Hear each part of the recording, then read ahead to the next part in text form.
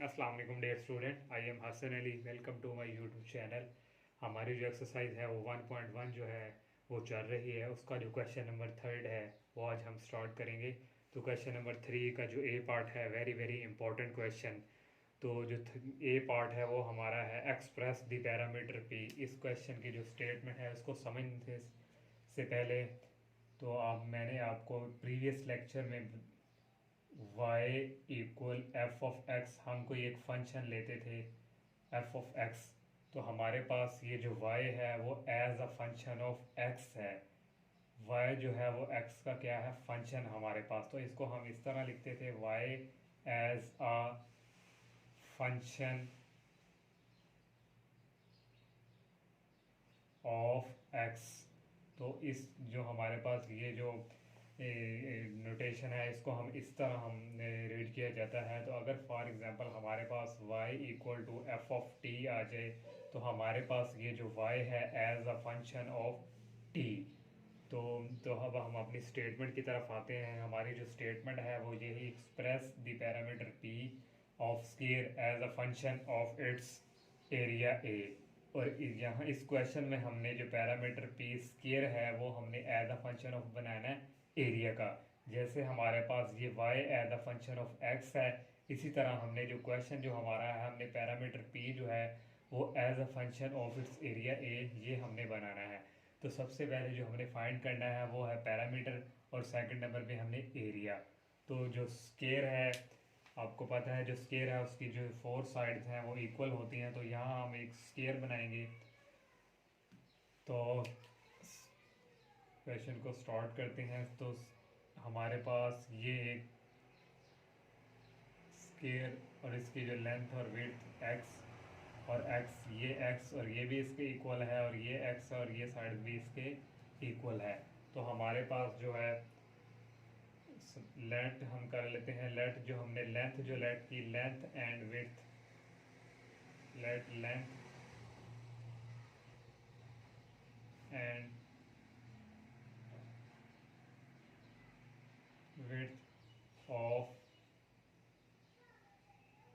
Square of x. हमने इस late कर ली, इसकी लेंथ ऑफ और विड्थ जो है स्केयर की वो एक्स लेट कर ली। तो हमारे पास जो पैरामीटर है, देन जो पैरामीटर हमारे पास इक्वल होता है, पैरामीटर डेट इज इक्वल, हमारे पास है sum of all sides. Square की जो ऑल साइड हैं वो हमारे पास है sum of all sides, sum of all sides. तो हमारे पास यहाँ आ जाएगा x प्लस एक्स और प्लस एक्स। तो हमारे पास जो पैरामीटर है वो इक्वल आ गया, date is equal to 4x। इसको हम क्वेश्चन नंबर 1 का नाम दे देंगे। हमने पैरामीटर फाइंड कर लिया, और जो सेकंड हमारे पास है वो हमारे पास एरिया है। तो एरिया जो हमारे पास यहाँ है, एरिया हमारे पास है लेंथ मल्टीप्लाई विड्थ। तो यहाँ अब हम एरिया हमने निकालना है 9। एरिया ए इक्वल, एरिया को ए से डिनोट किया जाता है लेंथ मल्टीप्लाई विड्थ। तो हमारे पास जो लेंथ है वो डेट इज इक्वल एक्स, और हमारे पास विड्थ भी मल्टीप्लाई, विड्थ भी हमारे पास एक्स है। तो ये हमारे पास ए इक्वल आ गया एक्स स्केयर के। तो यहाँ से हम taking square root, taking square root, तो हमारे पास यहाँ ए आ जाएगा square root that is equal x.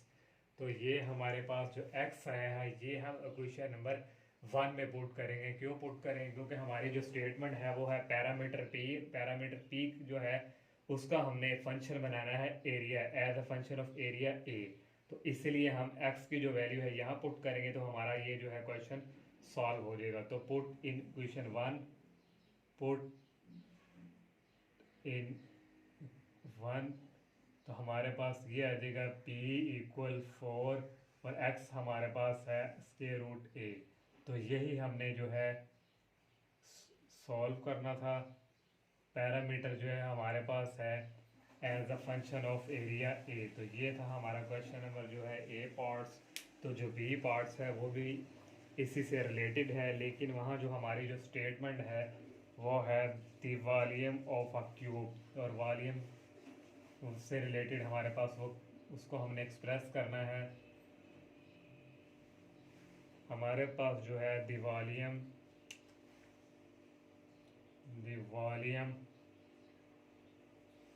हमारे पास जो क्वेश्चन है the volume we of cube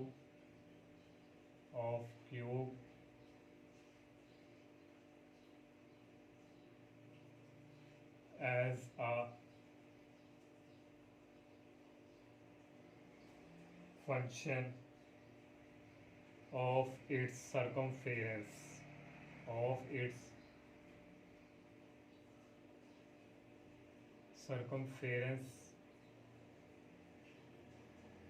c। तो इस क्वेश्चन में हमने जो वॉल्यूम का है उसका function as a function of its circumference C. तो यहाँ पे हमने जो फर्स्ट हमारे पास है वो वॉल्यूम फाइंड करेंगे और सेकंड हमारे पास जो है सर्कमफेरेंस। तो हमारे पास जो यहाँ क्यूब है, क्यूब हमारे पास जो उसकी शेप है, क्यूब की जो हमारे पास जो शेप है वो the volume we of its, मेरे ख्याल से ये स्टेटमेंट जो है इसमें कोई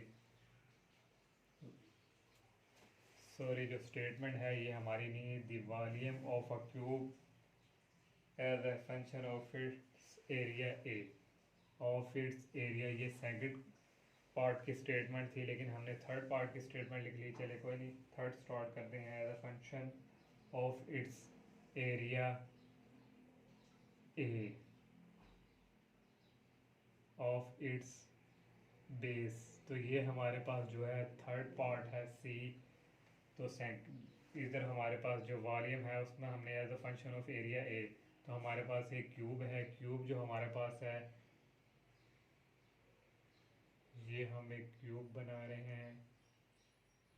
ये आ गई हमारे पास डेट इज इक्वल ये, और इस साइड इसके इक्वल ये, और ये और ये। इसकी जो लेंथ मल्टीप्लाई विड्थ और हाइट, तो हमारे पास ये जो है ये आ जाएगी एक्स, और हमारे पास इधर एक्स ये और ये हमारे पास एक क्यूब बनाई है हमने। तो हम यहाँ से जो लेट एक्स जो है, let x be the cube sides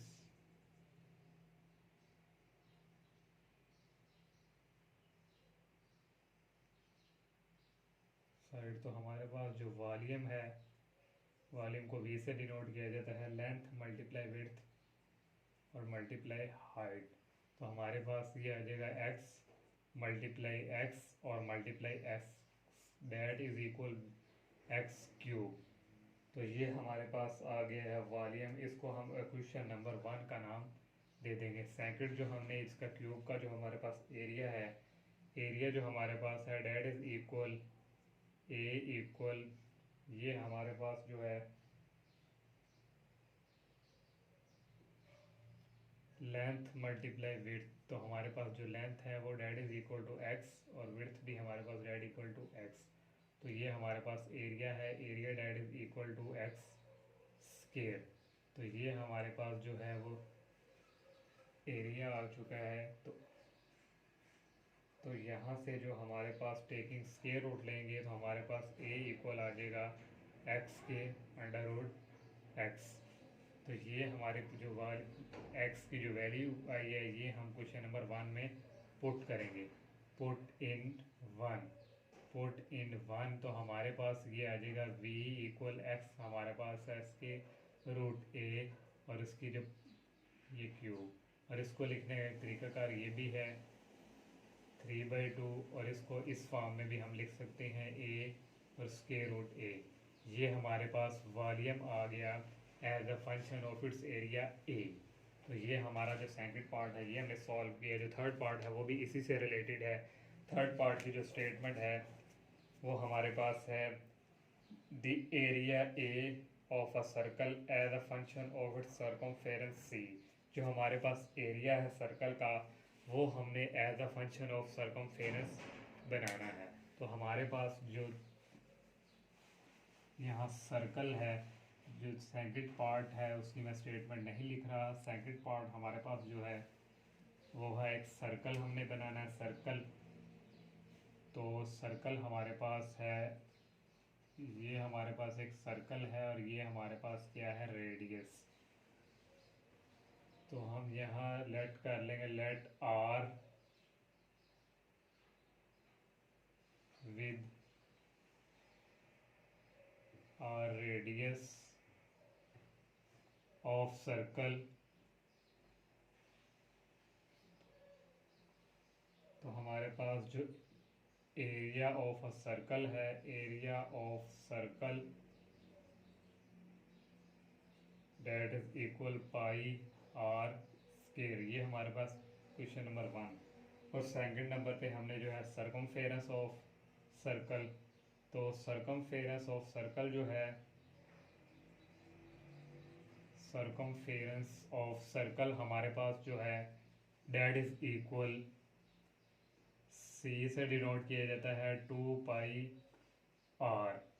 तो हमारे पास यहाँ हमने क्वेश्चन जो हमारा है वो एरिया ऑफ अ सर्कल, हमारे area of a circle as a function of its circumference, हमने एरिया का जो है वो फंक्शन बनाना है। तो हमारा जो है यहाँ से हम जो है आर की वैल्यू निकालेंगे। आर की वैल्यू हमारे पास यहाँ आ जाएगी, आर इक्वल C/2 पाई। इसको हम क्वेश्चन नंबर 1 में पुट कर देंगे, पुट इन 1।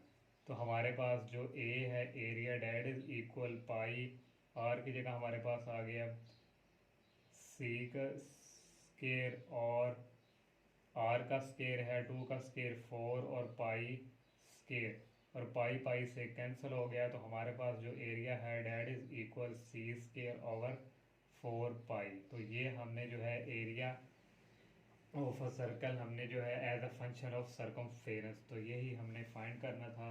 तो क्वेश्चन नंबर जो 3 है हमारा सॉल्व हो चुका है। जो क्वेश्चन नंबर 4 जो है वेरी वेरी इंपॉर्टेंट, उसकी हमने डोमेन और रेंज फाइंड करनी है। डोमेन और रेंज से रिलेटेड जो है प्रीवियस लेक्चर में मैंने बहुत डिटेल से एक्सप्लेन किया है कि डोमेन कैसे फाइंड की जाती है और रेंज कैसे फाइंड की जाती है। 4 को जो है हमारे पास उसका जो पार्ट नंबर 1 हमारे पास है वो है g of x that is equal to x minus 5। तो ये हमारे पास उसने फंक्शन दे दिया, इसकी हमने डोमेन और उसकी रेंज। तो लीनियर जो फंक्शन होता है उसकी जो डोमेन है वो ऑल टाइम जो है वो रियल नंबर, क्योंकि हमारा ये जो है यहाँ जो जो फंक्शन है ये अनडिफाइंड नहीं हो सकता, तो इसलिए इसकी डोमेन जो है वो आर रियल नंबर, इसको हम इस तरह भी लिख सकते हैं।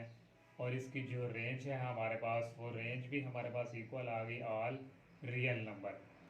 तो ये हमारे पास डोमेन और रेंज है। ये हमारा जो है इसका 4 का फर्स्ट पार्ट, और 4 का जो सेकंड पार्ट है और थर्ड पार्ट है ये है स्केयर रूट। हमें एक फंक्शन दिया हुआ है G of x equal x square minus 4। ये हमें एक जो है स्केयर रूट की फॉर्म में फंक्शन दिया हुआ है। मैंने आपको बताया था अगर आपके पास कोई भी स्केयर रूट की फॉर्म में फंक्शन आ जाए तो आप लोगों ने क्या करना है, x square minus 4 greater than equal 0 रख देना है। तो हमारे पास ये एक्स स्केयर आ गया ग्रेटर दैन 4, तो एक्स हमारे पास आ गया ग्रेटर दैन, और ये हमारे पास वैल्यू आ गई प्लस माइनस 2। एक हमारे पास जो है यहाँ से हमने स्केयर रूट लिया है तो पावर हमारी कैंसिल हो गई। तो एक हमारे पास जो है एक्स की वैल्यू आ जाएगी ग्रेटर दैन इक्वल टू, और एक हमारे पास एक्स लेस दैन माइनस 2। तो ये हमारे पास 2 वैल्यूज़ आई हैं। 2 से बड़ी वैल्यू 2 भी इसमें शामिल है और माइनस 2 से छोटी वैल्यू माइनस 2 भी शामिल है। तो यहाँ हम एक लाइन ड्रॉ करते हैं। हमारे पास ये है माइनस इन्फिनिटी और ये है प्लस इन्फिनिटी। यहाँ हमारे पास है माइनस 2 और ये प्लस 2। 2 से बड़ी वैल्यू तो वो इसी तरफ मूव करेंगी, 2 भी हमारा शामिल है तो क्लोज ब्रैकेट, और माइनस 2 से छोटी वैल्यू जो है वो इस तरफ ट्रेवल करेंगी तो माइनस 2 भी हमारा शामिल है तो यहाँ भी क्लोज ब्रैकेट। तो जो इसकी डोमेन है हमारी that is equal minus infinity से माइनस 2, और यहाँ क्लोज ब्रैकेट यूनियन 2 हमारा शामिल है, क्लोज ब्रैकेट 2 से इन्फिनिटी। तो ये हमारी डोमेन है। और स्क्वायर रूट वाले फंक्शन की जो रेंज है, स्क्वायर रूट वाले फंक्शन की जो रेंज होती है वो ऑल टाइम ज़ीरो से इन्फिनिटी। ये भी मैंने आपको डिटेल से वाज़िया प्रीवियस लेक्चर में बताया है कि इसकी जो रेंज है वो ऑल टाइम ज़ीरो से इन्फिनिटी क्यों होती है। तो ये हमारा स्क्वायर रूट की फॉर्म में फंक्शन था, और जो थर्ड पार्ट है इसका वो भी स्क्वायर रूट की फॉर्म में फंक्शन है। अब हम जो मॉड वाला एक फोर पार्ट है वो हम करते हैं। जो फोर पार्ट है वो हमें मॉड की फॉर्म में दिया है। जी ऑफ एक्स इक्वल हमारे पास है G of x equal x minus three. G of x equal हमारे पास है एक्स माइनस थ्री। तो इसकी जो डोमेन है हमारे पास वो ऑल टाइम रियल नंबर, क्योंकि यहाँ जो हमारी जो भी वैल्यू पुट करेंगे हमारा जो फंक्शन है वो अनडिफाइंड नहीं होगा। अगर हम नेगेटिव वैल्यू को पुट करते हैं -1 और -3, और अगर हमारे पास -1 -3 -4 है तो ये जो मॉड है, ये जो नेगेटिव है इसको क्या कर देता है पॉजिटिव। तो इसीलिए हमारी जो इसकी डोमेन है वो ऑल रियल नंबर है, और जो हमारी जो रेंज इसकी होगी, रेंज ओनली हमारे पास और पॉजिटिव रियल नंबर। क्यों? क्योंकि हमारे पास यहाँ कोई भी वैल्यू नेगेटिव नहीं होगी। जैसे मैंने यहाँ -4 पुट किया तो हमारे पास जो है जो माइनस है ये मॉड जो के अंदर जो है ये फिनिश हो जाता है और ये प्लस में कन्वर्ट हो जाता है। तो इसलिए इसकी जो रेंज है वो all time real number positive. अब हमारे पास जो है 5 जो पार्ट है वो हमारे पास है पीस वाइज फंक्शन। तो पीस वाइज फंक्शन की कैसे डोमेन फाइंड की जाती है ये अब हम फाइंड करते हैं। जी ऑफ एक्स इक्वल हमारे पास है 6x+7, और ये हमारे पास है x लेस देन -2, और एक हमें दिया है 4 - 3x, और ये हमारे पास है -2 लेस देन x। तो ये हमारे पास एक पीस वाइज फंक्शन है। पीस वाइज फंक्शन इसको क्यों कहा जाता है? क्योंकि इसकी जो डोमेन है वो टू हिस्सों में कन्वर्ट है होती है, तो इसीलिए इसको हम पीस वाइज फंक्शन कहा जाता है। तो एक हमारे पास ये उसने दी हुई है और एक हमारे पास ये है। तो इसकी जो हमारी डोमेन होगी इस क्वेश्चन की जो है पीस वाइज फंक्शन की जो डोमेन है वो हमारे पास, अगर हम ये रियल लाइन ड्रा करें -इन्फिनिटी से इन्फिनिटी, और -2 हमारे पास ये है, -2 से छोटी वैल्यू इस तरफ मूव करेंगी तो -2 भी शामिल है, तो क्लोज ब्रैकेट। और ये हमारे पास -2 से बड़ी वैल्यू, तो -2 से बड़ी वैल्यू जो है वो इस तरफ ट्रैवल करेंगी, तो -2 लेस देन, तो -2 इसमें शामिल नहीं है, तो यहाँ कौन सी ब्रैकेट आएगी? Open bracket. तो इसकी जो डोमेन है हमारे पास पीस वाइज फंक्शन की वो -इन्फिनिटी से -2 यहाँ क्लोज ब्रैकेट, और यूनियन, क्योंकि हमारा ये -2 इसमें शामिल नहीं है, ओपन ब्रैकेट, और ये हमारे पास -2 से इन्फिनिटी। तो ये हमारी इसकी क्या है? डोमेन। और इसकी जो रेंज फाइंड करनी है, रेंज के लिए हमारे पास जो है फॉर, अब हम रेंज की बात करते हैं। फॉर रेंज के लिए हमारे पास यहाँ टू केस होंगे। केस नंबर जो 1 है हमारे पास, इफ़ अगर हमारे पास x लेस देन इक्वल -2 हो, अगर हमारे पास जो x है वो लेस देन -2 हो तो हमारे पास ये फंक्शन है। तो यहाँ पे हमारे पास जो है फंक्शन f ऑफ x की जगह हम -2 पुट करेंगे, डेट इज इक्वल 6x+7। तो x की जगह हमारे पास आ गया -2+7, तो हमारे पास ये आ गया -12+7, डेट इज इक्वल -12 में से 7 गए तो हमारे पास ये आ गया -5। तो ये हमारे पास -5, तो ये -5 भी हमारा इसमें शामिल है। क्यों? क्योंकि हमारा ये जो वैल्यू हमने पुट की रखी है तो उससे हमारा जो फंक्शन है ये अनडिफाइंड नहीं हुआ, तो इसलिए हमारी ये भी रेंज का हिस्सा है। तो इसकी जो रेंज है वो -इन्फिनिटी से -5 इसमें शामिल है। तो केस 1 में हमारे पास ये है। जो केस 2 हमारे पास आएगा, केस 2 में जो है, केस जो सेकंड है, इफ़ वो -2 लेस देन हमारे पास अगर x हो, -2 लेस देन हो, सॉरी हमारे पास जो है फंक्शन जो है, ठीक है, -2 लेस देन x। तो x से जो है -2 से बड़ी वैल्यू जो हमारी है वो, अगर हम यहाँ f ऑफ -2 पुट करें 4 - 3x, 4 - 3 और x की जगह हमारे पास आएगा -2, तो हमारे पास ये आ जाएगा 4 माइनस माइनस प्लस 3 × 6, तो हमारे पास ये आ गया 10।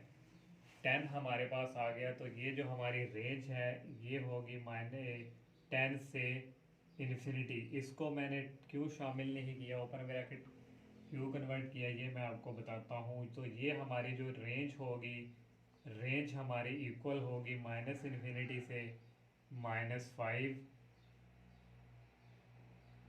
और यूनियन 10 से हमारी जो रेंज है वो होगी इन्फिनिटी।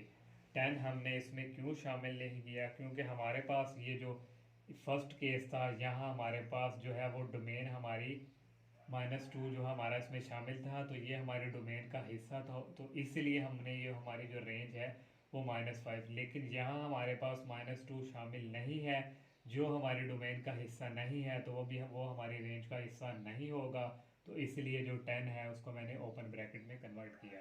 तो ये थी पीस वाइज फंक्शन की रेंज किस तरह फाइंड की जाती है। तो ये उम्मीद है कि आपका ये जो